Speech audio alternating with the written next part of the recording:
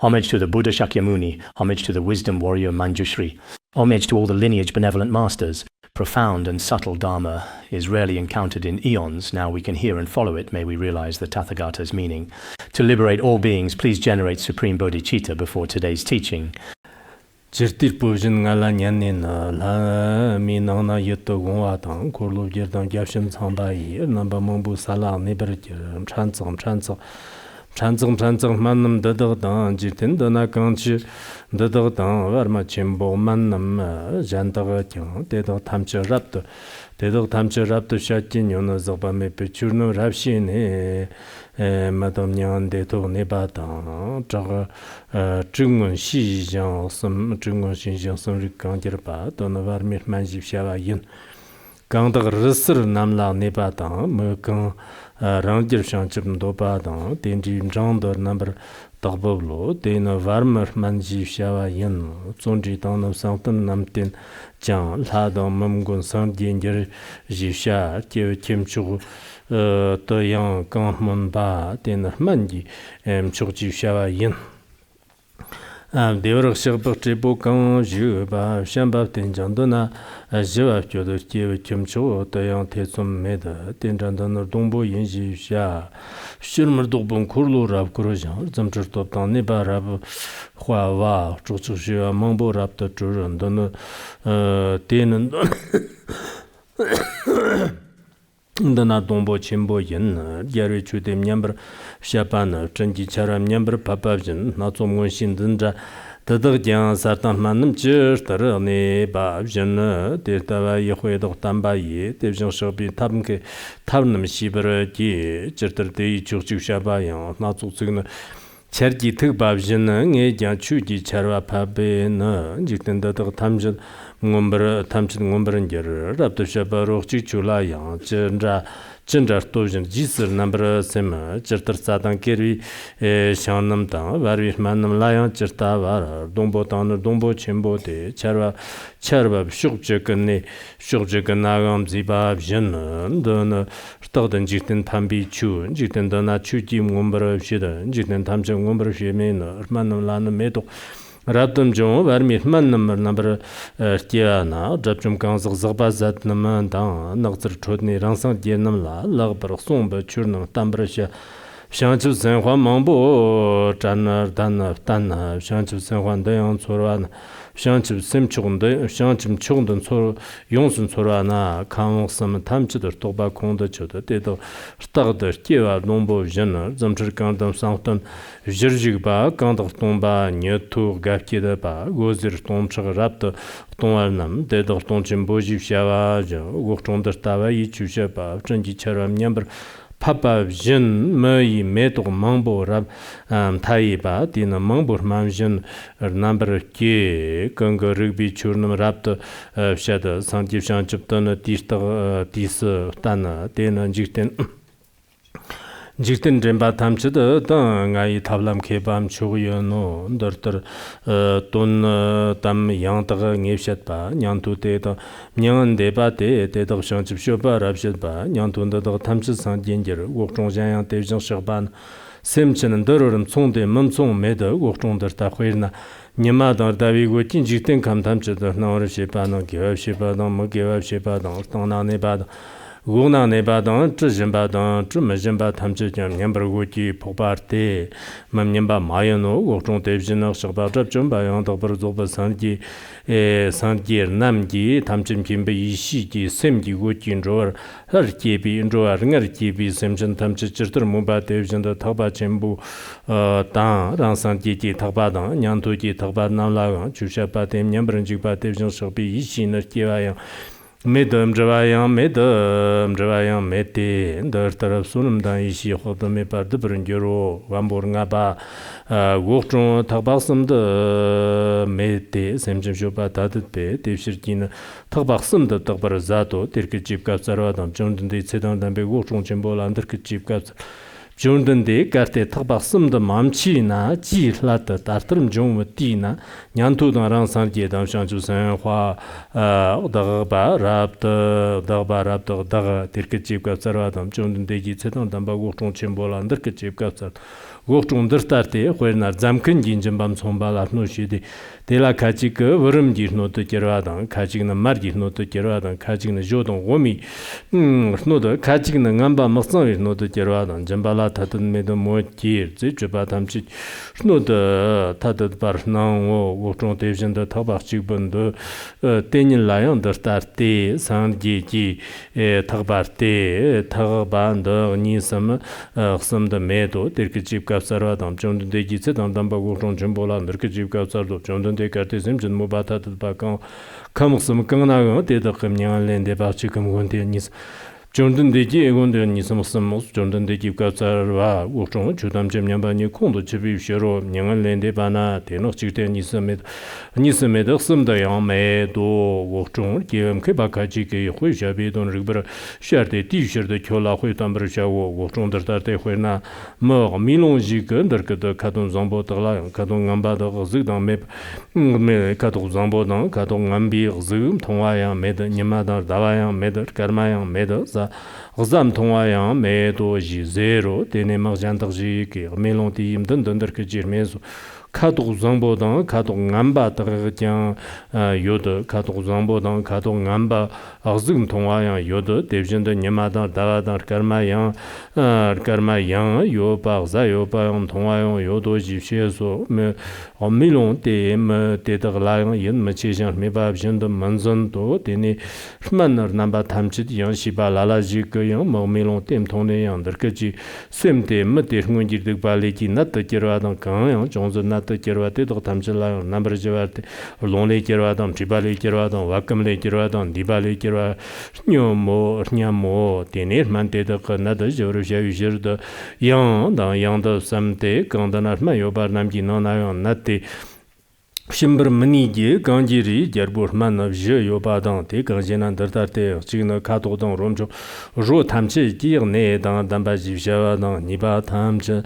la rabda tarwa jivshawa dan sambala dig tamchi de number tarwa jivshawa dan jiba ne kana gang ba de de jimba jivshawa de yodo nyamo de ne umilon ji tirman de nya jivje ne tap gangi gyang gangi rawar gerbote lan ro niba ti ta tap samde sone yaran marla apte ngolayam tsarte kartip tsarte man devje nama devje net nebadan kajik sop zamba shinde kajigna kapta kajigna takka kajigna chadar jandang jarwapse de jeno kajigna chadar lombadan jar devjeno kajigna ligi netr mai ligi netr me pugde luko kajigna mi chak devjen kajigna kajignam chag jandang jarde zedang kumla soba dang chede jeno tener milonti tamche jarwete mugde towo de mugde tobne yashidang nandang rambo da nyewa da dawa da nimigo da karma da zadang tamche janyam tone terkji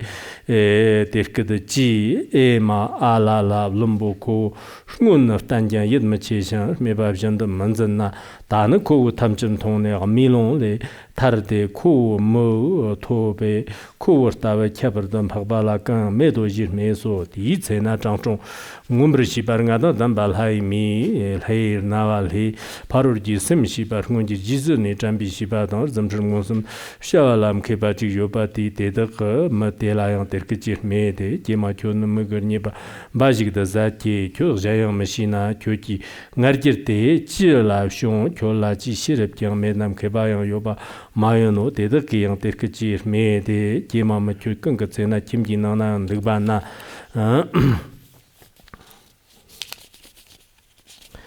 Shigzi janjagmam tong shina kyuji sim kandag yang shambar simba dang nobar simba tetag jang mashi huagzi ringi warnan digbir mawa dang ringa dang tong la sokba jayang mashi mator jang chak chik wardang yang kumbar mandur warnruwa yang mani mi shtu na tiejang bebi sheba tag jang machan na jirtarim kebayin jirtar tamchan tongji me kima kyutna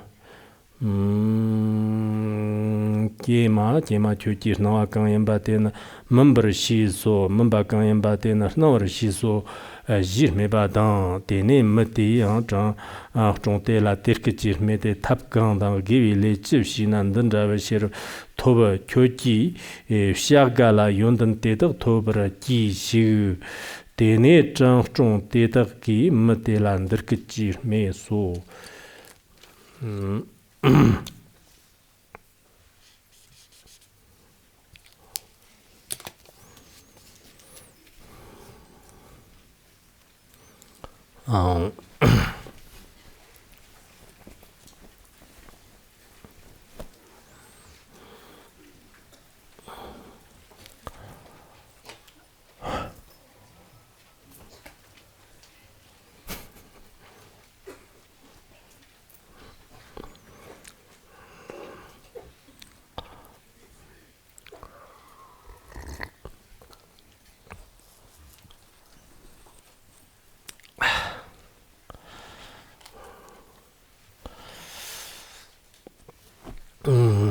We are discussing the Saddharma Pundarika Sutra here today, more commonly known as the famous Lotus Sutra today widely.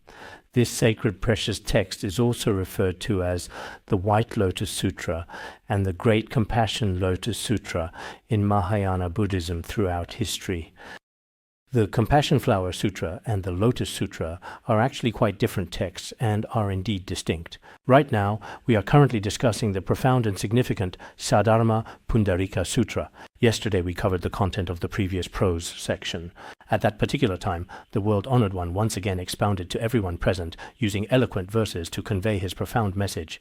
The Dharma King, who breaks attachments, appears in the world. According to the desires of sentient beings, he teaches the Dharma in various ways. The Dharma King, who truly breaks attachments, refers to the Dharma King, who completely eliminates the three realms of existence, which means the Buddha. Because the Buddha has truly and completely eradicated all ignorance, he will therefore not be reborn into the three realms of existence. He will not be reborn due to his karma and afflictions. Therefore, the Dharma King, who breaks all attachments, appears in our entire world. He teaches according to the diverse inclinations, unique capacities, and inherent natures of all sentient beings. In this manner, he skillfully expounds a wide array of various profound teachings. After the Buddha, the Enlightened One, appeared in the world, he compassionately taught different Dharma doors, each specifically tailored to suit the distinct and varied capacities of individuals. Moreover, the teachings he expounded were also various Dharma doors.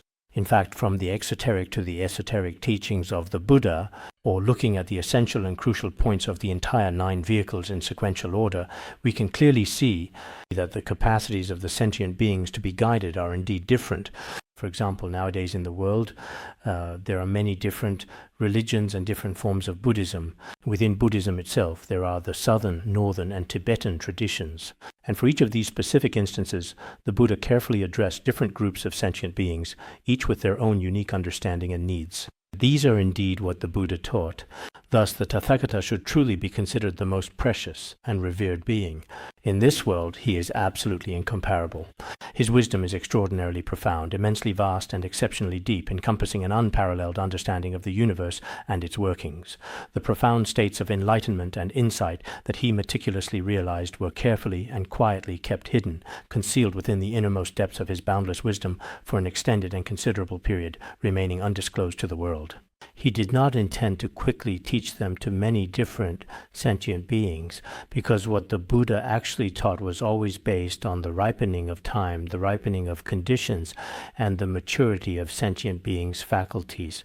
Only after all these various conditions have matured would he expound them. It's not like us who, upon learning a phrase, immediately want to blurt it out, immediately want to say it. It's not like that. Because some truly profound words of timeless wisdom, just as it is clearly stated in the revered A Precious Treasury of Elegant Sayings, the superficial knowledge of ordinary, common fools is merely worn on their very lips. The deep and insightful knowledge of the truly wise, however, is carefully buried deep within their innermost hearts. It's like the simple analogy of the grain and the truly precious rare jewel. The precious jewel usually sinks down slowly to the very bottom of the deep, vast ocean sea, while the grain often floats on the surface of the sea naturally and effortlessly. So when it comes to true profound wisdom here, a truly wise and knowledgeable person doesn't necessarily always boast about everything they know in front of others, detailing every bit. It's not necessarily like that, nor is it always the case. As for the profound and essential teachings that were eloquently spoken by the enlightened Buddha, if a truly wise and discerning person carefully listens to them with an open mind, they will most certainly and undeniably give rise to deep faith and a comprehensive understanding within their hearts and minds. When they use wisdom to listen, contemplate, and practice, they truly find an endless meaning and a profound, lasting aftertaste within. The profound and truly vast significance of this is indescribably wonderful and deeply meaningful to them. But for those even without wisdom, not only may they potentially fail to fully grasp the intended meaning within the content, they might even develop significant doubts or deep regret. In the end, if they hesitate and fail to act decisively, they may forever lose all valuable and significant opportunities that could have profoundly changed their lives. As for those who are truly foolish, lacking in foresight, they might impulsively jump in quickly and thoughtlessly just go along with the prevailing crowd, blindly following the masses without independent consideration, much like when a truly vicious and aggressive dog barks wildly and uncontrollably. Many other dogs in the pack will also start barking along with it, following suit and joining in the chorus of sounds. This is indeed the foolish behavior of someone who is truly unwise, but those who possess wisdom may not necessarily trust right away at the very beginning, but once they truly believe, once they carefully study, and once they practice, they are not easily shaken or turned back from their convictions. So whether someone truly possesses wisdom or not can actually be clearly seen through their actions and decisions. Some people also tend to believe things very quickly, believing truly in this today and that tomorrow. They are indeed exactly the same as people, completely lacking in loyalty and commitment. Today they are especially good to this person, but after a couple of days, it's like eating sugar cane slowly. The taste suddenly changes completely and unexpectedly. Then they go and choose another different friend instead. So, in general, many behaviors of wise people and unwise foolish people can also be clearly seen on the surface. Here the Buddha tells Venerable Kashyapa, sentient beings, each and every one according to their unique individual abilities, their inherent natural capacities, and their profound spiritual wisdom, are able to comprehend and grasp the Dharma. The Buddha expounds the profound teachings for them, using various analogies and different causes and conditions, so that they can gradually attain the right view. It's not that the Buddha simply uses just one single sentence, one simple analogy, or one specific Buddha name to solve all problems at once. It truly doesn't work that way. This is because the inherent roots, karmic forces, and individual preferences of different sentient beings are not exactly the same. He uses all kinds of analogies. Some of them we might use ourselves. For example, in Vajrayana Buddhism, sometimes a crystal is used as a metaphor. Sometimes space is used as a metaphor. Sometimes the reflection of the moon in water is used as a metaphor. And sometimes metaphors like dreams or illusions are used, and so on. There are different ways of expressing it. So using different analogies and different expressions is actually due to the significantly different capacities of sentient beings. This is also a very important reason. Therefore, when diligently teaching them, the Buddha profoundly expounds according to their various individual causes and conditions. The Buddha told Venerable Kashyapa, you should know, for example, a truly great and immense dark cloud, if it suddenly arises in the vast sky of the world, it extensively covers the entire vast world. You could also accurately say it completely shrouds the whole wide world, with dense, pervasive, thick clouds everywhere, truly encompassing everything. If the sky is completely covered with dark clouds, then the entire world is already completely enveloped. In precisely the same manner, the Buddha's profound cloud of wisdom also inherently contains the immense power to deeply nourish and sustain all living things and phenomena, and at the same exact time, it also carries, because when it rains heavily down, as everyone here knows very well, there is bright lightning and loud thunder, and so on. As for the powerful lightning, it also brightly illuminates. Sometimes different bright, sudden flashes of lightning above, flickering dancing lights, you could definitely put it that particular specific way clearly, and the loud thunder too rumbles deeply and powerfully in the far distance, causing many sentient beings, indeed countless living beings with profound and intricate connections, to truly and deeply experience genuine happiness and boundless joy within their hearts and minds. To attain this genuine happiness. So, in some of the commentaries it is said, for example, when they talk about the actual phenomenon of lightning here, there are also various metaphors used to explain these concepts, but in fact it can also be put this way. When the Buddha's clouds gather very densely indeed, including when the Buddha manifests different miraculous powers, they are just like very flashes of lightning indeed, and people often truly witness these extraordinary and remarkable radiances of his. Then the very powerful sounds he emits are truly like thunder indeed, or you could say like the roar of a mighty lion. Many other ambient sounds are naturally and completely overpowered, or you could more accurately say all these various surrounding sounds are entirely encompassed and absorbed by its dominant presence, and so on, creating a singular auditory experience. The profound meaning is that, when compared to all others, any sound or light existing in this vast world cannot compare with his immense great power or his brilliant radiant radiance at all whatsoever. It's very hard to compete with or successfully match him truly indeed. That's the essential core meaning clearly stated here. At the very same time, when the voluminous clouds are densely gathered together, all the brilliant sunlight is completely covered and absolutely cannot be seen. The entire earth then becomes wonderfully cool and incredibly refreshing. And following this, there's the intriguing phrase ai dai chui bu, which we will explore further, which means that the dark ominous clouds are densely hanging down vertically. Sometimes, like this very afternoon or just yesterday afternoon, it's precisely like that. It seems as if the thick clouds and the earth make it so that bright daytime has already suddenly turned into dark night completely. Sometimes when the weather is particularly bad outside today, the heavy dark clouds hang low all the time, constantly. Ruka Chenglan means it's as if we could literally reach out and physically grab them, as if they are truly within our arm's reach. Because when the weather conditions are particularly bad, especially here on this expansive and exposed plateau, we can genuinely and profoundly feel its impact, can't we? Of course, some insightful commentaries do suggest that, for example, when the sunlight is completely blocked, at that very moment, 95 distinct kinds of malevolent and harmful evil rays are already thoroughly covered up, as well as 98 specific kinds of intensely burning afflictions and profoundly troubling, intense troubles. Once all of these are cleared away, everything becomes cool and refreshing and so on. There is such a metaphor. If we very carefully match each part of the metaphor one by one, some earlier commentaries on the Lotus Sutra also mention this, but even if they don't, it's actually still perfectly fine. Here it's just a simple metaphor. When the really heavy rain falls, it truly pours. It's an external image, a visual representation found within nature itself, or you could accurately say it's a particular kind of detailed description. After that, the rain then falls equally and uniformly everywhere, touching every surface. When it rains, in fact, it falls in all four directions, east, south, west, and north. It's not that it only rains in one direction, nor is it just that only one area is cool and refreshing. It's really not like that. It rains everywhere. Moreover, the downpour is vast and boundless. It's a truly torrential, heavy rain that pours down relentlessly from the sky. The entire vast land, the whole expansive territory is thoroughly moistened, deeply soaked, or you could even say completely saturated and drenched by this immense downpour. There's not a single dry spot.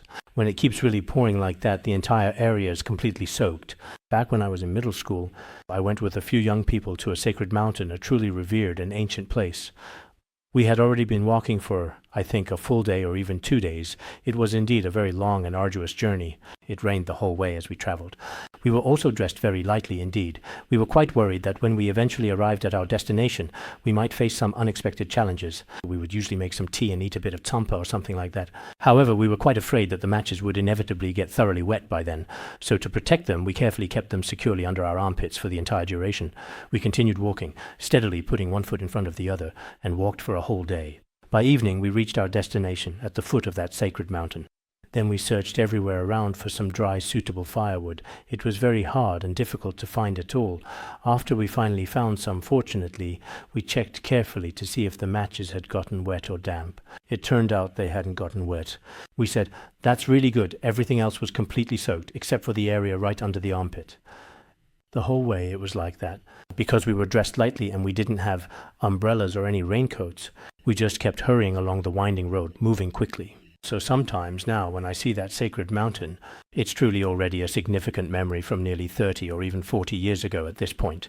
But sometimes when I see that sacred mountain, I clearly remember those memorable matches from way back then. So sometimes everything would get completely and thoroughly soaked. And here he also mentioned whether it's the very tall, majestic mountains or the lower, indeed quite dangerous valleys, and also some truly secluded places, which refers to more hidden, out-of-the-way, and less frequented spots. All the vibrant plants and potent medicinal herbs that grow abundantly there, all the towering trees, both grand and small, were absolutely and thoroughly, completely soaked, drenched to their very roots. And also the essential grains, various staple crops, sweet sugar cane, luscious grapes, and many other agricultural products and so on, were similarly affected by the deluge. Where there are abundant grapes, like in the fertile region of Xinjiang, I wonder if there are any in Tibet. No, unfortunately, there aren't any grapes there. However, the rain that falls, this truly heavy and pervasive rain that moistens everything, ensures there isn't a single thing that doesn't grow and thrive. Everything has already been completely soaked through wet. And then there are the dry barren lands, arid desert places, severe drought-stricken areas everywhere, like parts of Africa today. In many remote parts of Africa, unfortunately, it hasn't rained heavily for many years at all. When you actually go there today, it's all the same barren everywhere. The crops just really don't grow. The main reason they don't grow is because there's so little rain. When you go there initially, it's all a kind of thick, misty mist everywhere around. When you arrive there finally, it feels a bit quite different and strange. If you fly for several hours on a plane, for example, a long journey, it always constantly seems like there's a thick, hot, shimmering haze hanging everywhere heavily in the warm air outside. That kind of thick, dense mist is completely, totally different from the mist we have here with heavy rain today. It's especially arid and dry. Some of the corn that grows on the hard ground there is also particularly small and stunted, poor in growth, often struggling to develop adequately.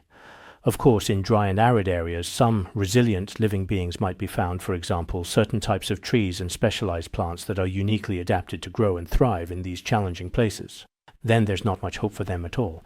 Basically, they're already completely dried up. So for some sentient beings, especially those residing in very remote areas, it's exceedingly hard for the profound Dharma to truly nourish and sustain them. There are indeed many different and varied ways to express this particular meaning or sentiment. In this specific context, it clearly states that all of these various medicines and valuable timber resources, through a gradual and steady process, little by little, with the consistent and life-giving rain, will truly flourish and begin to grow and thrive abundantly. The singular flavor of water that genuinely comes from the clouds, in fact, all rainwater is of one consistent flavor and one true essence, and all inherently possess the characteristic quality of moistening. So as for all the various grasses, the towering trees, and the dense forests that it brings forth, depending upon their different surrounding environments, the diverse causes and conditions, and the specific circumstances they encounter, they all invariably absorb moisture, each and every one absorbing it in its own unique and distinct manner. So whenever any enlightened Buddha teaches the profound Dharma, different sentient beings will definitely receive the immense benefit of the Dharma and attain ultimate liberation in precisely the same way any truly great monk, an accomplished master, or some revered teachers and spiritual gurus. They are like bringing down a profound and abundant rain of Dharma, a nurturing rain of boundless compassion and illuminating wisdom. When this sacred and transformative rain descends, different sentient beings with their varied capacities will also receive diverse and appropriate degrees of spiritual benefit. This is also exactly why we should always show great sincere respect to those who teach the profound Dharma compassionately, because it is extremely important and vital in our modern world today. We ourselves too, when we receive this precious rain or this profound Dharma rain, we should cultivate and maintain a truly joyful heart. Sometimes when I take a moment to reflect and look back on the journey of my own life, when I first came to the Academy, I was indeed very diligent. Basically, as I have mentioned before, for nearly 10 long years or so, even when I slept soundly at night, I never once loosened my belt, always keeping it securely tight. This was primarily because I wanted to be able to get up easily and promptly in the morning, and was genuinely afraid of falling back asleep again. I consistently used various meticulous methods to strictly control my sleep patterns at night. And during the day, I would even recite verses while going to the restroom. And I was always contemplating certain Dharma teachings. Sometimes when I vividly recall how it truly was back then, those initial 10 years or so of intense and dedicated study and profound reflection, I genuinely devoted a significant amount of my energy and precious time to it. So at that particular time, every single day, I consistently had this distinct and pervasive feeling. Wow, the Dharma is truly precious and hard to come by. Everything else in life, food, daily needs, none of it truly mattered. The only thing that genuinely mattered was being able to receive these profound teachings. I always thought that this incredible opportunity was a truly rare and precious one, especially at that time, for teachings His Holiness had already given, which I hadn't received. It felt like a sharp pain in my heart. Sigh, I haven't received this teaching. What should I do? I really wanted to receive it. And I hadn't received that teaching either. What should I do? Sometimes if I couldn't receive a teaching directly from His Holiness, but could receive it from another teacher, I'd feel a bit more at ease. I'd think, I have this transmission too, I have this as well. Because when we first arrived in front of His Holiness, it was about 5 years after the Academy was established, and the first round of the 5 great treatises had already been completed, along with some other teachings that had already been finished. Every time I heard some teachers or fellow practitioners say, the year before last, His Holiness taught this teaching, or last year he taught that teaching, I felt really uncomfortable. It would have been better if they hadn't mentioned it at all. Why didn't I come at that time? That kind of mindset back then was actually quite good too. And people would accept it to varying degrees, I suppose, depending on their individual preferences and perspectives. Among all the diverse and numerous types of trees, they can also be distinctly divided into superior, average, and inferior types, based on various characteristics and qualities. Because depending on their size, whether superior, average, or inferior, each one of them has also successfully achieved varying and distinct levels of personal and professional growth, with their individual progress and development unfolding in a manner entirely consistent with their unique efforts, circumstances, and contributions. As for the really big tree, it certainly receives more. So later, during its growth process, it also becomes different from the other small and medium trees, including their intricate roots, sturdy stems, sprawling branches, vibrant leaves, delicate flowers, delicious fruits, and the essential light, its dazzling colors, its hues, and so on, are all components. All of these diverse elements are things that the tree comes into direct contact with, absorbing them from the very same rainwater. After coming into intimate contact with this life-giving moisture, each individual tree will invariably gain a remarkable brightness and a vibrant luster. Consequently, all of these magnificent trees will achieve varying degrees of robust growth, abundant flowering, and prolific fruiting, showcasing their unique development and vitality. The bodies of these magnificent trees, or you could say their physical forms, also vary considerably in size. From a botanical scientific perspective, some trees will naturally grow large and tall, while others won't grow as much at all. Their thickness and size are also quite different and varied distinctly, as are their various lengths. There are all kinds of differences and variations among them, but no matter what happens, the rain falls on them equally and impartially always, and the nourishment they receive is the same for all. Yet, according to their very own individual conditions and circumstances, they will all truly grow and flourish, each in their own distinct and special way. In the same way, the Buddha is like this as well. When he, the enlightened one, makes his appearance in this world, it's truly like a magnificent and expansive great cloud that gracefully covers the entire world. In fact, the revered Buddha, throughout our whole vast and diverse world, has compassionately taught the profound Dharma to all sentient beings. Avatamsaka Sutra, just as the earth is one, yet different seeds sprout forth according to their inherent kind. There is absolutely no friend or foe in this natural process, and so it is with the Buddha's boundless field of blessings. If we carefully use the earth as a profound analogy, it is truly using the powerful metaphor of the earth, as explicitly detailed within the sacred Avatamsaka Sutra. For all the various and diverse sprouts that grow and flourish in the earth does not have any feelings of closeness or resentment toward them. It doesn't think this one has a better relationship with me. So the earth naturally gives it more opportunities to grow and develop properly here. Nor does the earth dislike a certain specific plant or bear a grudge against it unfairly, and therefore intentionally restrict its conditions for growth completely. It doesn't really work like that at all. In the same way, the Buddha's field of blessings is actually just like this. Any sentient being who relies on the Buddha's sacred field here is actually just like the fertile earth below us. Here it's also like the rain that falls from the sky above naturally. Rain falls universally and equally everywhere on all things, always without discrimination. In fact, the virtuous teachers in our world are also like this. For example, a truly virtuous teacher will not treat any disciple differently because of their own interests, being especially good to one and especially bad to another. There isn't necessarily such a thing. However, there are some teachers who give special care and blessings to certain disciples.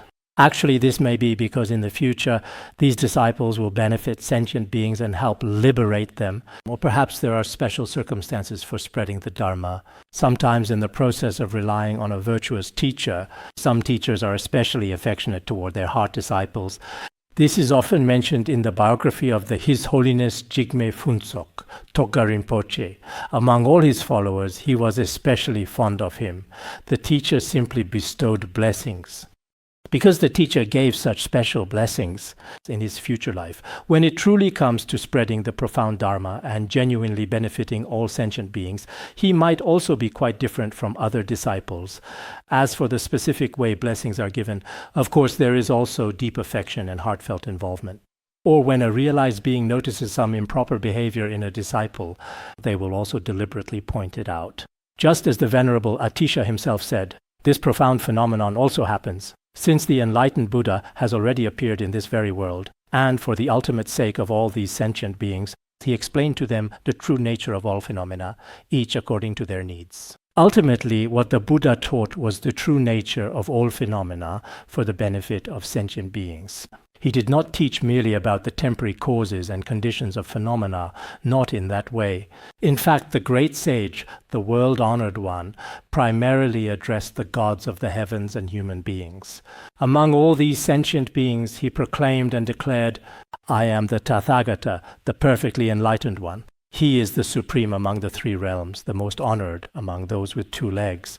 You could also say, he is the supreme being among all humans. Or, he is the Supreme One endowed with the accumulations of merit and wisdom. His appearance in this world is like a great cloud. In fact, there are many analogies for this great cloud.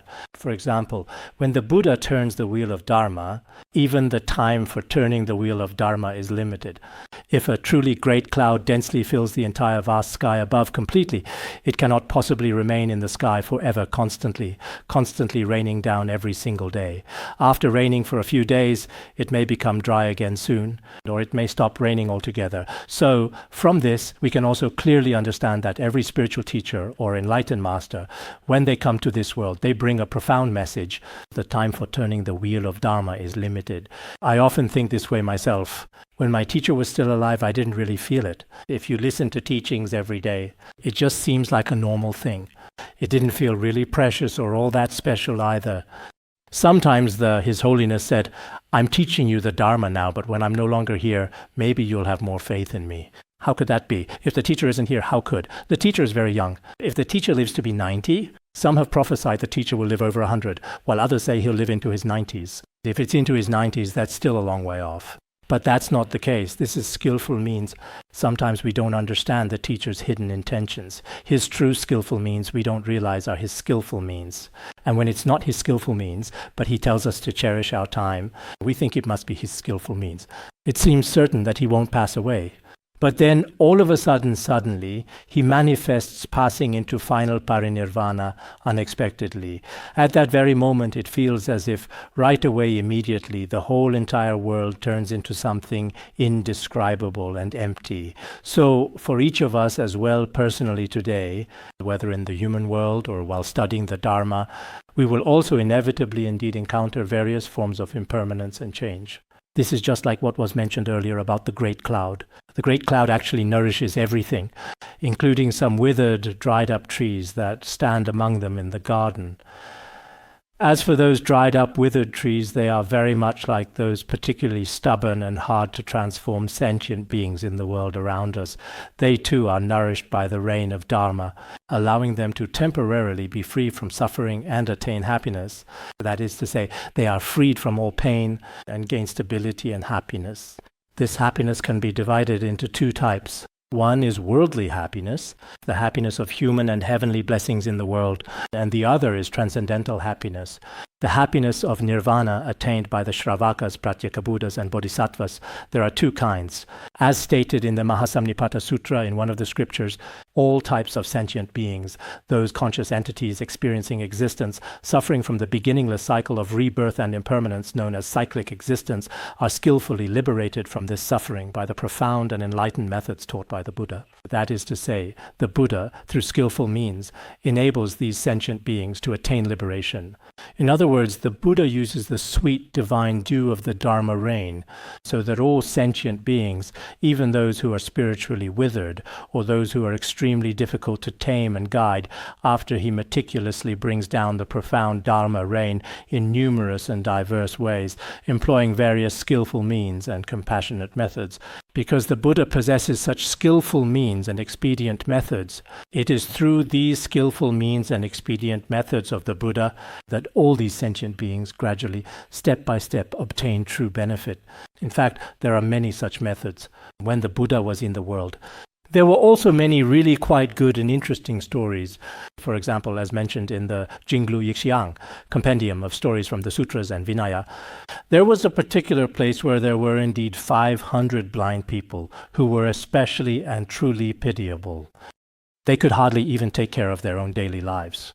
They gathered together in one particular place. One day they heard others say that there was indeed a Buddha in the world, and that whoever saw him or prayed to him would entirely have the suffering of blindness removed. After hearing this news, the blind people discussed among themselves, wondering if they could possibly hire a knowledgeable guide, and if they could indeed find the Buddha, perhaps our eyes could then be completely healed. Each and every one of them carefully pooled together a single coin. They collectively used a substantial sum of 500 coins to hire a professional guide. This chosen guide then led them on their journey to see the revered Buddha. However, this particular guide was unfortunately very wicked and deceitful in his intentions. On the way, he took all their money. Since they were completely blind, they simply couldn't chase after him at all, so he just quickly ran off. Afterwards, they were extremely, truly, utterly miserable. It seemed they were in a field or somewhere like that.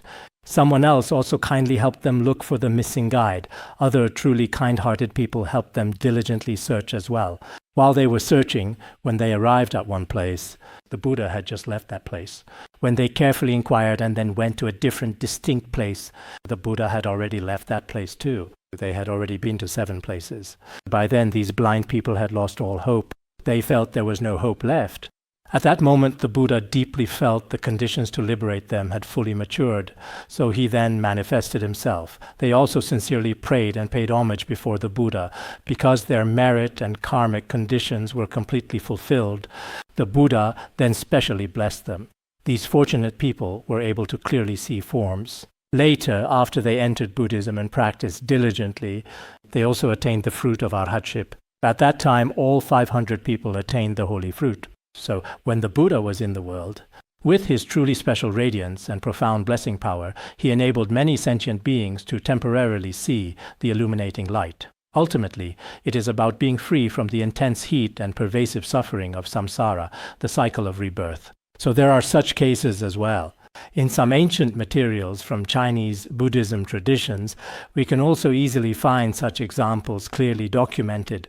Therefore, sometimes we should also pray sincerely and earnestly, whether it is for some pain or intense suffering in our daily lives today, or for those things that truly make us feel unhappy. We should always pray with a deeply sincere and heartfelt intention.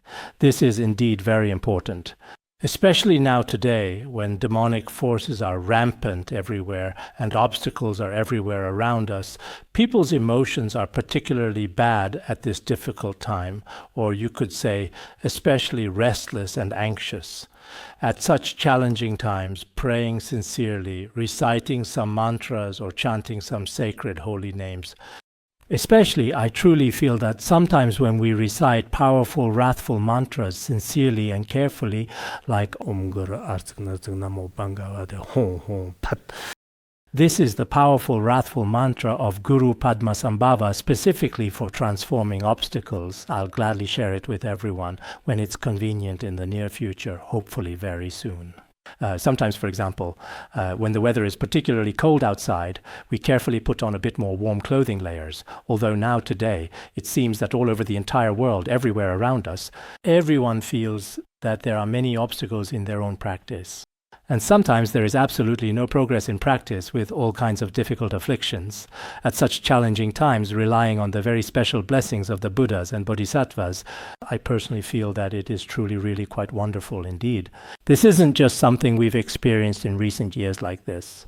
For many long years now, we've been praying sincerely and devotedly for the blessings of the Buddhas and Bodhisattvas always.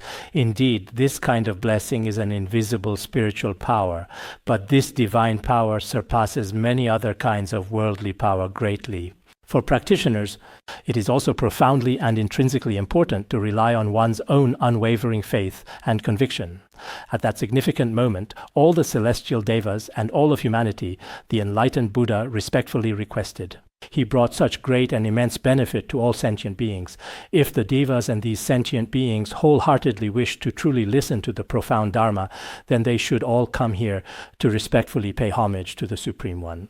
The Buddha also directly indeed, furthermore, moreover, just like when we sometimes transmit the Dharma nowadays, we directly write down the Dharma announcement. Some lamas, for example, say, today I'm going to such and such a place. And at 10 o'clock tonight, I will have a very brief Dharma exchange and give a Dharma teaching to everyone. Some are sent out by themselves. Some are sent out by others specifically. You write it for me, please, now. Write that today a truly remarkable great Lama is coming here soon. You must write truly remarkable and extraordinary, okay? Make sure clearly. When we worldly people say someone is truly remarkable, it may not actually be so, but in reality the Buddha could indeed be described as a truly remarkable individual. At that time, when many sentient beings came to listen to the Dharma, he would use the phrase welcome in this way to help them attain liberation. There were such cases. In fact, this is also necessary. Sometimes in front of sentient beings, it is also necessary to directly reveal one's own true nature. For example, in the past, His Holiness would sometimes talk about stories from his own past lives. Sometimes he would share some of his own realizations. If you are always extremely humble, truly humble, every single day, it may not necessarily inspire faith or confidence in others. But this depends on whether the person has worldly concerns and attachments in their mind or not. If they do, then indeed in the degenerate age we live in, there is no need to show off oneself. The Buddha said, "I am the world-honored one of this world. Unparalleled in heaven and on earth, I alone am supreme, able to bring peace to all sentient beings." That is precisely why I have come to this world, to this very realm of existence. To manifest and appear in this world, in fact, is just as the profound and venerable Great Prajnaparamita Sutra eloquently states, whether in the boundless depths of wisdom or in the compassionate and skillful act of teaching the sacred Dharma, none can truly match the unparalleled Buddha. In all the vast and immeasurable 3,000 great thousand worlds, only the Buddha stands as the most supreme and preeminent being. In this world, if one benefits sentient beings by teaching the Dharma, it is unparalleled, something not found anywhere in the entire 3,000 great thousand worlds. The great Prajnaparamita Sutra says, with subtle wisdom and skillful means, one can guide and transform all sentient beings, enabling them all to gain benefit and happiness.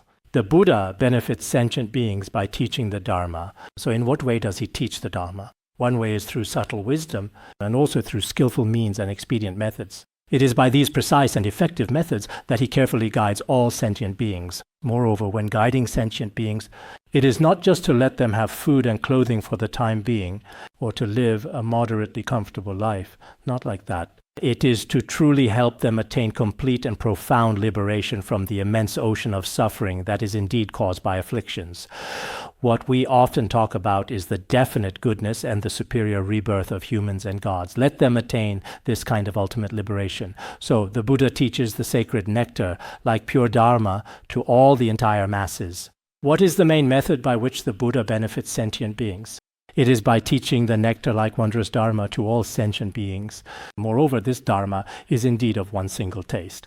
All of the Buddha's actual teachings, whether they are all the teachings themselves or the realizations, are imbued with the flavor of compassion and wisdom. They are entirely for enabling sentient beings to be free from suffering and attain happiness. Such is this Dharma, which ultimately leads sentient beings to liberation and nirvana. This is truly the profound meaning of the Buddha Dharma. This is also its profound and authentic significance, a truth that resonates with the very essence of existence.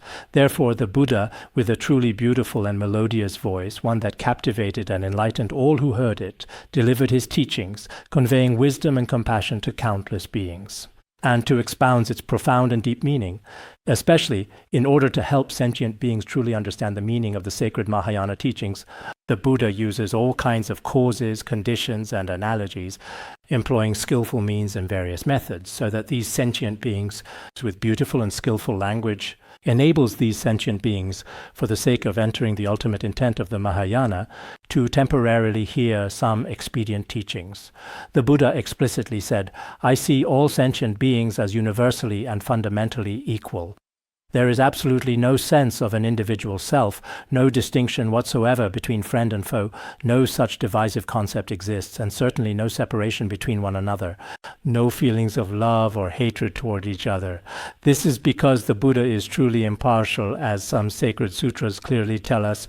When the Buddha's precious body was bleeding at that particular time, some doctors tried to treat him but were unable to help. Later, the Buddha thoughtfully said, "If I truly regard both Rahula and Devadatta with complete and utter equality, then by the profound truth of these very words of mine, may the bleeding mercifully stop now." At that moment, the bleeding stopped through the power of truthful speech. There was another time when Devadatta had severe diarrhea, and he was in excruciating pain at night. The Buddha, from a great distance away, gently placed his compassionate hand on Devadatta's head, lovingly, and said kindly, "If my impartial, pure mind bears no ill will toward you whatsoever, and is exactly the same equal toward all other sentient beings everywhere equally, then may your illness be cured immediately." At that moment, Devadatta was instantly healed. After recovering, he felt comfortable for a while. He felt especially grateful to the Buddha. But after a short while, a couple of days, he returned to his previous normal state. So sometimes, in different situations, the Buddha also truly demonstrated the great meaning of equality. He also fully manifested the very principle of impartiality indeed. The Buddha had no attachment at all. Free from attachment, he faced no obstacles. Our attachments, however, create many. Everything becomes obstacleous. Actually, with anything we do, sometimes we feel we should go with the flow and not force things much. If we insist forcing things, numerous obstacles and adverse conditions will come to us. Sometimes I also think to myself, Sai, whatever you do, just do your best. If it really doesn't work out, then just let things take their course. Perhaps that is actually a much more successful and effective approach to consider, because the Buddha is not attached to anything. There are no restrictions or obstacles. He is always there for all sentient beings and teaches them all in a completely equal way. What kind of equality is this? Whether teaching one person or many people, the way he expounds the Dharma is often really no different at all. For example, whether the Buddha is with his very own relatives or with a large, truly significant group of people. Indeed, in fact, there is really no difference. But for us, quite often, many people do, in fact, make distinctions. For example, some Dharma teachers are especially incredibly good to certain people, but they really dislike others. For some particular reason, they just absolutely cannot stand them. Whether it's in a classroom setting or in their daily lives, this often occurs. Even if that particular person does really, truly well, they still absolutely won't acknowledge it.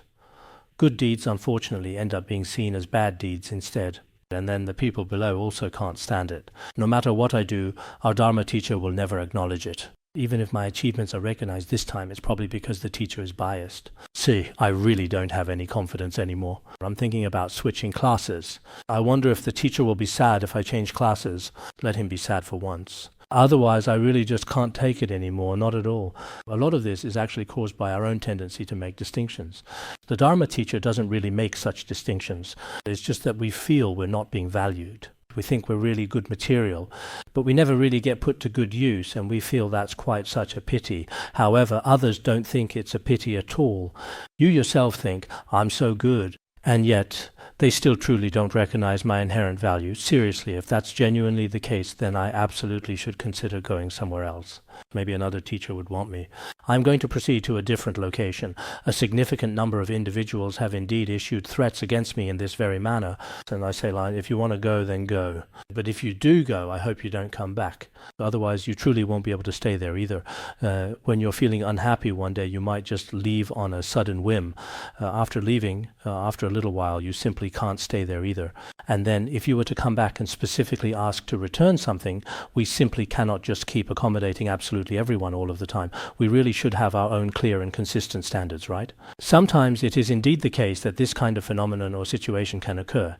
Here the text explicitly states and conveys a profound message. Whether the Buddha chooses to come or to go, whether he decides to sit down or to stand up, he never experiences any form of weariness or fatigue. He always teaches the Dharma to them equally and compassionately every single time. Does what I just said seem a bit contradictory to you right now? I'm not saying I won't teach the Dharma at all, but still, different places have different circumstances and situations in the world today. I do have this kind of thought. Sometimes if you listen and contemplate for a long time, it's actually better. Otherwise, today you look for a few faults here, and then tomorrow you go there and look for some faults again. Besides that, if you don't practice properly yourself, none of it is really good. As for our Dharma lineage, actually, for example, if you follow Tibetan Buddhism, then in this life you should mainly study Tibetan Buddhism. At the same time, it's perfectly fine for everyone to learn about other Buddhist teachings and scriptures as well out there in the world today. But we shouldn't completely regress and immediately switch to another form to do other things without any good reason at all, I believe.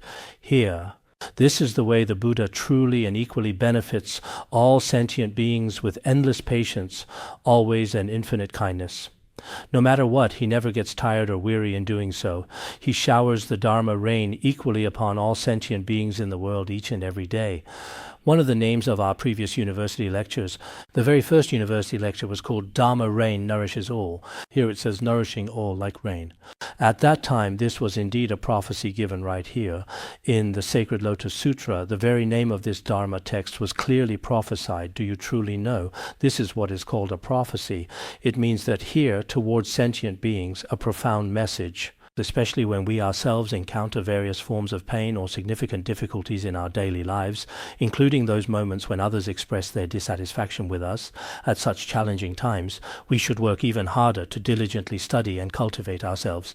In the past, the revered Master Hanshan, I believe it was during the illustrious Ming Dynasty, at that time regarding the relationship between the Empress Dowager and the Emperor, it seemed that the Empress Dowager was exceptionally respectful to the esteemed Dharma Master, and consequently commissioned the construction of several temples. Later, he was unfortunately sent away to the distant province of Guangdong. On the arduous journey of his exile to that remote region, he encountered many difficult and adverse circumstances. But the venerable Dharma Master not only did not fall or succumb at all in the face of these numerous adversities and great trials, he even wrote a great deal during that time, including many commentaries and treatises on the Shurangama Sutra and the Lankavatara Sutra. He wrote a tremendous amount of these works.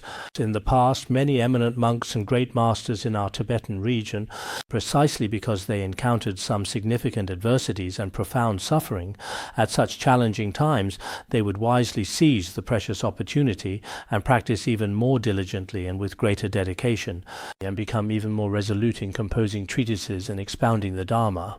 In the end, their achievements were indeed quite evident and truly very clear. So during the great historical Ming Dynasty period, the first emperor of the Ming Dynasty, who was indeed Zhu Yuanzhang, was a profoundly devout Buddhist.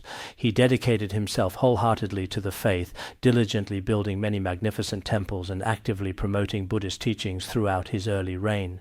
Later it seems that towards the end of the Ming Dynasty, there were some emperors, for example the Ming Shizong, who was rather strongly opposed to Buddhism and its practices, often favoring other philosophies instead. At that time it was believed that Buddhism should remain deep in the mountains and forests, and that many Han Chinese Buddhist temples were required to be located in relatively secluded places, isolated from the world. Starting from that period in the Han region, historically speaking, Han Chinese Buddhism used to be closely intertwined with the imperial court or with secular society, and the idea that the Dharma should not be separated from the world was quite well accepted. But from the late Ming Dynasty onward in time, Buddhist monastics were officially and formally required by law. because at that time it seemed that later on the number of temples increased significantly, and there were also more monastics. In terms of actual quality, in some places, due to certain behaviors, violations of precepts, and even some views, they were not truly particularly noble. As a direct result, some emperors, often for various complex reasons, developed misguided wrong views about Buddhism, and then required temples to be relocated to secluded places. Moreover, the people who went to these temples did not seem to be particularly successful individuals. These people were required to go deep into the mountains. From that point forward, the trajectory of history began to acquire a distinctly different and more nuanced flavor. Throughout the extensive periods of the Ming and Qing dynasties, it consistently remained the situation that, perhaps within the imperial court itself or among the most elevated echelons of society, there were indeed individuals who actively engaged in the practice and dedicated themselves to the profound study of Buddhism. It was not quite like the Tang dynasty or the early Ming dynasty. Things were quite a bit different during that particular time period. So sometimes, as dedicated practitioners or devoted monastics, we find ourselves, it is also very important to understand some history. It's also important to understand the overall state of society. In fact, this is also very important. If you don't understand the overall situation of the world, whether it's history, politics, or anything else entirely, and only talk about spiritual practice, of course, if you truly live in a cave, or in some secluded place, maybe that's possible. Even now, in many remote mountains in Tibetan area and Han regions, there are people who haven't left the monastery gates for 10 or 20 years. Such practitioners don't need to understand the changes of the current world. But if we truly want to interact effectively with others, especially in this modern day and age, it's even more critically important to understand some fundamental worldly principles. This is also very, very important indeed. Some young Dharma teachers also hope that in the future they might have the opportunity to spread the Dharma. But when it comes to spreading the Dharma, one thing is to understand people's minds. This is very important. If you don't understand people's minds, it is important to acknowledge that some teachings you share may not always be readily accepted or fully understood. When the situation calls for it, it's also good to skillfully incorporate some jokes. Just the other day, I recall making a joke. In class, I remember saying, "Tell me, is this joke funny?" Then someone replied, "It's pretty good." Didn't everyone burst out laughing? Even the usually cold and reserved monk who turns the prayer wheel next to you. He was smiling so brightly and seemed so happy.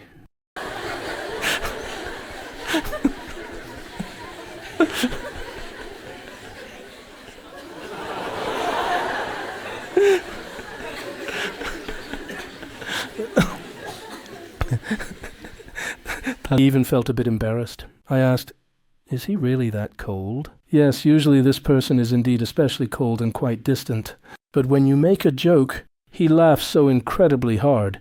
It's almost as if he genuinely cannot even close his mouth at all, you know. You've all certainly seen this before. You absolutely know what I mean.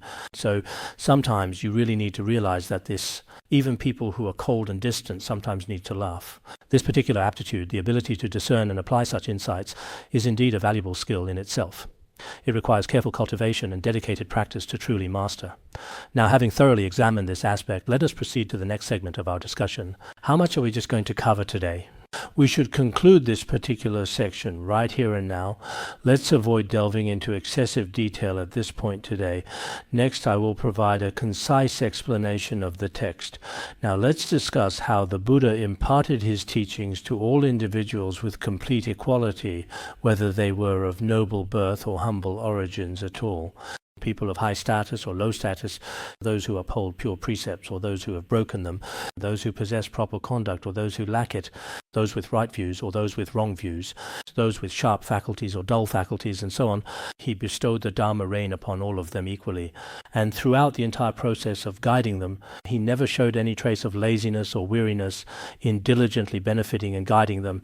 In fact, the profound and true concept of Mahayana Buddhism is that all sentient beings, without exception, should be compassionately guided in this very same way. So all sentient beings, all those individuals who attentively hear my profound teachings will undoubtedly receive and internalize them according to their own unique and distinct capacities and inherent intellectual faculties. After receiving them, they will abide in their respective stages. That is to say, whether they are Śrāvakas, Pratyekabuddhas, Bodhisattvas, or ordinary beings, as long as they hear the Dharma reign of the Buddha, each sentient being will benefit in different ways. This point, one could say, is certain. All of us Dharma friends who listen to the teachings every day, when you listen to this lesson, perhaps you receive some significant degree of nourishment from it, or in other words, you gain some substantial personal benefit or experience some profound transformation. Whether you are a human being or a powerful deva, including the revered wheel-turning king, the mighty Indra, or the supreme Brahma, these significant and influential beings in our world are considered to be merely small herbs. This classification also includes influential presidents and leaders of major countries who hold considerable worldly power, including Obama and Trump. I don't know which one of them is in office right now at this moment, Putin and so on. Let's talk about foreign leaders from around the whole wide world we live in. They are all like small blades of grass in the field. Then those who truly understand the undefiled Dharma and can eventually attain the state of nirvana, that is to say, those who have realized the undefiled Dharma and have attained the temporary nirvana of selflessness, who have achieved the 6 supernormal powers and the 3 insights, and have knowledge of the future, past and present. They often dwell in deep mountains and forests, and frequently and regularly engage in meditation, such as Śrāvakas and Pratyekabuddhas. These are what we refer to as the middle path practitioners. They can be likened to natural, beneficial, medium medicinal herbs, a metaphor for beings of the middle level. And then there are those who seek the Buddhahood of the Buddha, who aspire to the state of the world-honored one, those preparing to become Buddhas in the future and willing to give rise to bodhicitta, who practice the perfections of diligence and meditation. Such bodhisattvas can be called the highest medicinal herbs. These are the Mahayana Buddhist children. Compared to the truly magnificent previous wheel-turning kings and powerful monarchs, they are like mere insignificant blades of grass, nothing particularly remarkable or noteworthy at all. As for those below the wheel-turning kings, there's even less to say. Even if they truly think highly of themselves, it doesn't amount to very much. Next, it then talks about these diligent and dedicated bodhisattvas, especially some Buddhist children who are wholeheartedly determined to follow the path to Buddhahood, who frequently cultivate compassion and are aware that they have generated bodhicitta themselves, and that in the future they will definitely attain anuttara samyak sambodhi without any doubt or uncertainty. These are the small trees above the level of grass, meaning among trees they are not considered big trees yet. They are bodhisattvas who have just initially generated bodhicitta. Many of us may also be those individuals who have made the aspiration for bodhicitta, much like the small resilient cypress tree by the window of my little cabin, just like that. It's not particularly tall, but it is still quite decent and respectable. Those who abide in spiritual powers and turn the irreversible Dharma wheel, liberating countless innumerable sentient beings, millions upon millions of beings. Such bodhisattvas we can call great trees. These are bodhisattvas at the first ground and above. They truly possess supramundane spiritual powers, and for a long time they are always turning the Dharma wheel. And each time they turn the Dharma wheel, they are truly able to liberate countless, boundless sentient beings. In a single instant, they can liberate 100 sentient beings, and so on. Such bodhisattvas are called great trees. The Buddha gives them the rain of Dharma equally, of a single flavor. Yet, according to the different capacities of sentient beings, they each receive it quite differently as well. Just like we mentioned earlier about medicinal herbs and plants, for example, each plant and tree has its own nature, and the nourishment each individual receives is also quite different. The Buddha wisely uses this as a profound metaphor to skillfully teach and instruct, and when teaching, he uses various profound words to expound the one and only vehicle of the Dharma. In the Buddha's infinite wisdom, he teaches, in fact, this is just a drop in the ocean. The 3 turnings of the Dharma wheel that the Buddha gave us, compared to the entirety of the Dharma realized by the Buddha, are extremely, extremely small. It is also mentioned in the Agama Sutras that once the Buddha picked up a small handful of green leaves and then asked the monks who were below him, "Are there many leaves in my hand indeed?" And they replied, "Yes, there are many, many leaves." Then the Buddha said, "Are the leaves in my hand compared to all the leaves in the entire great forest, which is more?" The monks said, "There are far more leaves in the great forest. What you have in your hand is not much." Then the Buddha said, "The truth and knowledge of all phenomena that I have mastered are actually like the great forest. What I am now teaching to people is actually just like this handful of leaves. So what the Buddha has taught us, even all the currently available existing Tripitaka scriptures, are actually not that many either. The profound Avatamsaka Sutra states, within each and every single word, countless sounds can indeed arise. Sentient beings each understand in their own unique way, all due to the unobstructed wisdom at work. Within a single utterance of the Buddha, there are many different meanings and truly profound contents, allowing various sentient beings to each attain their ultimate liberation in their own unique way.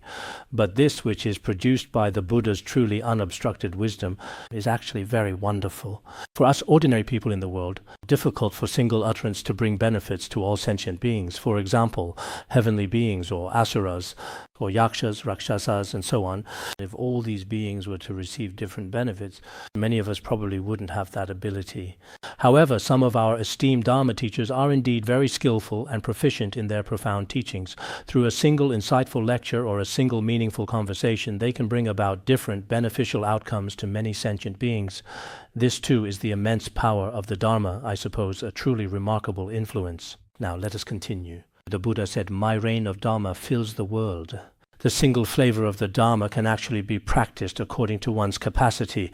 When it comes to practice, it is like the trees, grasses, and medicinal herbs in a forest, each growing according to its own size and nature.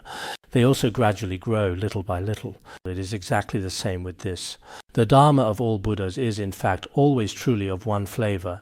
It is through this Dharma that the world is greatly benefited. It allows all sentient beings to attain temporary virtues, and gradually, through continuous and dedicated practice over time, they can also achieve the true fruition themselves.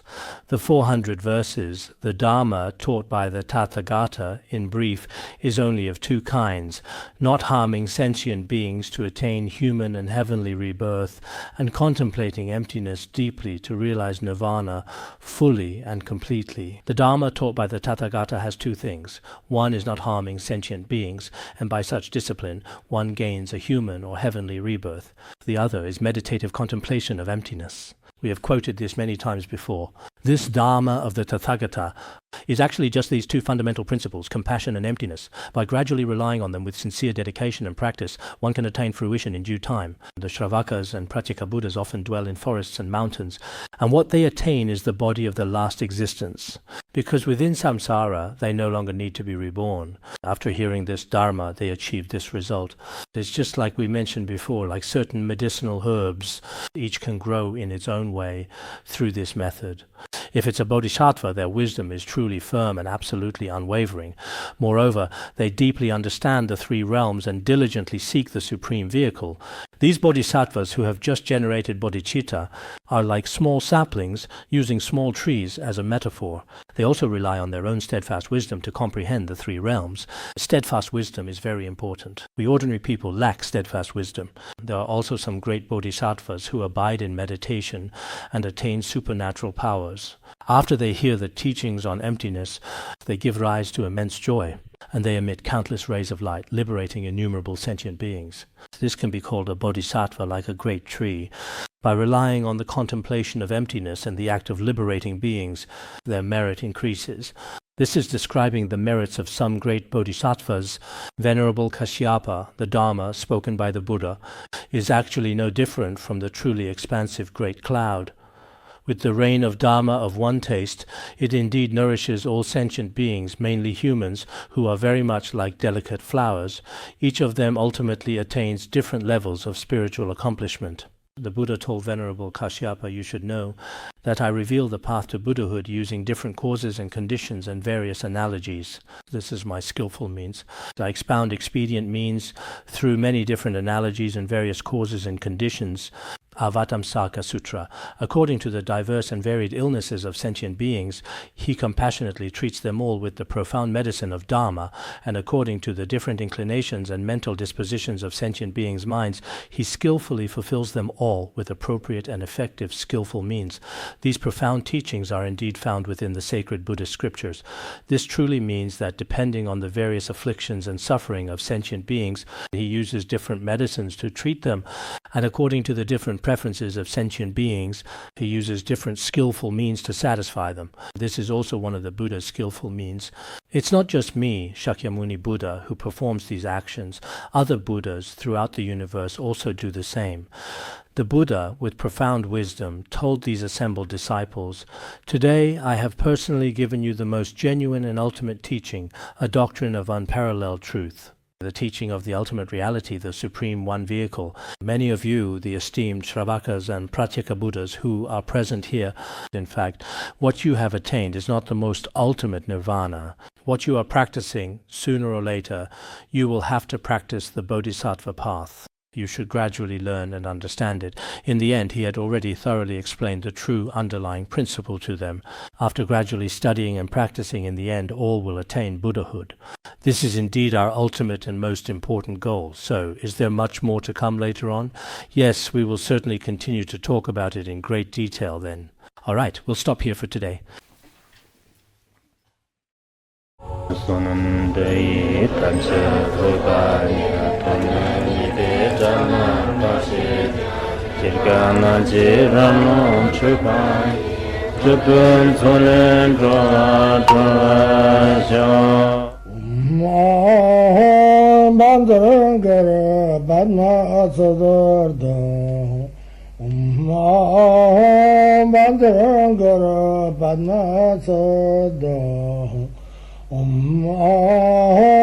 Bandharangara Padma Sodargye